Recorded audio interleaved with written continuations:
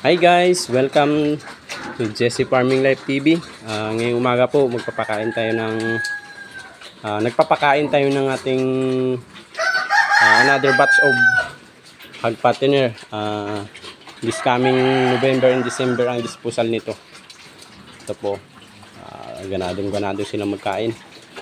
Ito sa isang pin namin, meron dito limang piraso. Dito naman sa kabila, apat. Magkapatid po ito guys. Pinaghiwalay ko lang.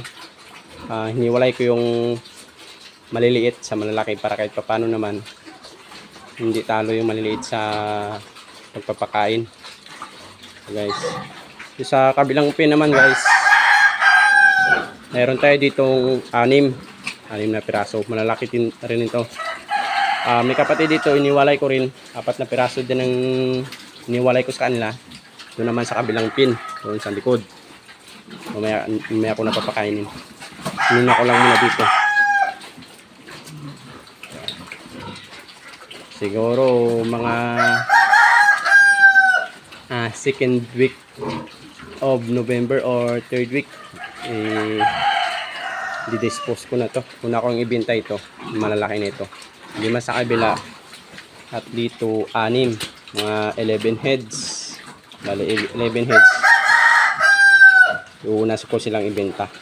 And then siguro by last week or first week ng December, yung mga kapatid naman nilang maliliit.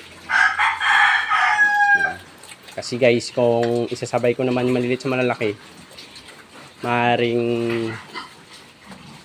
medyo may underweight tayong makakasama. Hindi, sayang naman po yun.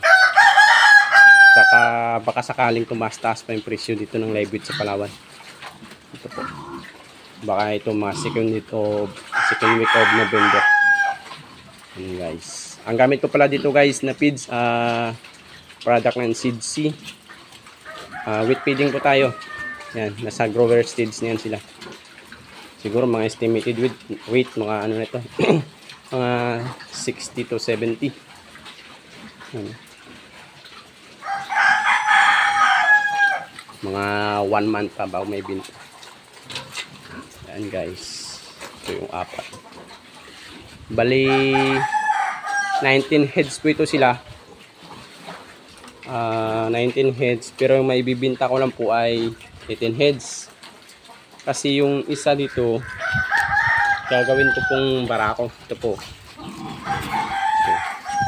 Yan. Hindi ko na pinakapon kasi yung barako namin dito nag-iisa lang. Ito lang aming nag-iisang barako. Tapos ang inahin namin dito nasa 16 heads. So hirap kung nag-iisa lang ang barako mo. Kaya nag-decide ako mag-alaga ako ng isa para kahit papano may spare, may kapalit siya. Na in case na may magpanabay na inahin, hindi sa hirap. Kasi siyempre kung magpanabay yan, bago malilipasan yung isa, sayang naman ang pagkakataon. Yan guys.